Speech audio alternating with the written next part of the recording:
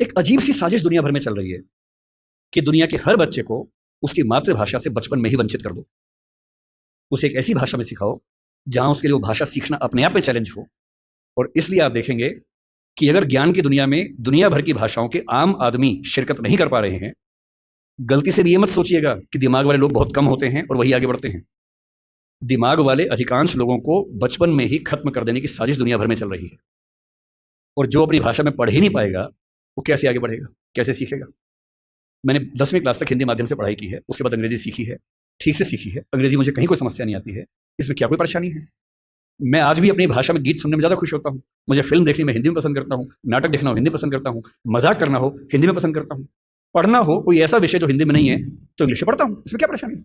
लेकिन मुझे कोई बचपन से ही मजबूर करे कि मुझे दूसरी भाषा में, संयोग से अंग्रेजी है, फ्रेंच भी हो सकती थी, पुर्तगाली भी हो सकती थी, जो जीत जाता उसकी भाषा ढो रहे होते।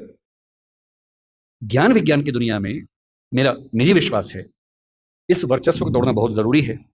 हम हिंदी में हजारों शब्द क्रिएट नहीं कर पाएंगे 2 दिन में, सही बात है, मुश्किल है। और हमें इतना शुद्धतावादी या प्यूरिटन होने की जरूरत नहीं है कि हम सारे शब्द अपने ही गढ़ेंगे। हम तो इंटरनेट को अंतर्जाल ही बोलेंगे, हम कंप्यूटर को संगणक ही बोलेंगे, तो आप अकेले ही बोलते रहेंगे, कोई पूछेगा नहीं आपको। जो शब्द अंग्रेजी के प्रसिद्ध हो गए उनको मान लीजिए। जापानी भाषा का शब्द है रिक्शा, आप रोज रिक्शा घूमते हैं, कभी आपने कहा कि रिक्शा को मैं नरयान बोलूंगा? कई लोग बोलते हैं नरयान कि मनुष्य द्वारा चलने वाला एक विमान या वाहन। क्या बकवास है। अरे जो शब्द जिस भाषा से आया, प्रसिद्ध हो गया, अपना लीजिए उस शब्द को। और उसके बाद भाषा में असली समस्या शब्द नहीं होती है।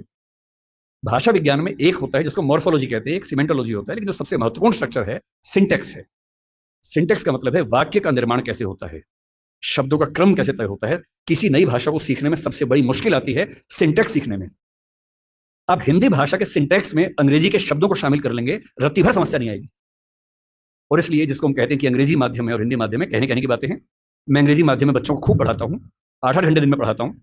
और वहां भी देखता हूँ कि जैसे कोई मुश्किल कंसेप्ट आता है, जब तक अंग्रेजी में पढ़ाने के बाद हिंदी में भी ना समझा दूं, उनके चेहरे पर 12 बजे रहते हैं। बचपन से लगातार हिंदी बोलने समझने वाले और अंग्रेजी माध्यम लेके एक ज्ञान की भाषा के तौर पर अंग्रेजी पढ़ने वाले व्यक्ति हैं। हंसी मजाक हिंदी में हो तो ठाके मार के हंसते हैं, इंग्लिश में हो एक आध हंसता है, बाकी इसलिए हंसते हैं कि हंसने की बात थी तो हम भी हंस लेते हैं।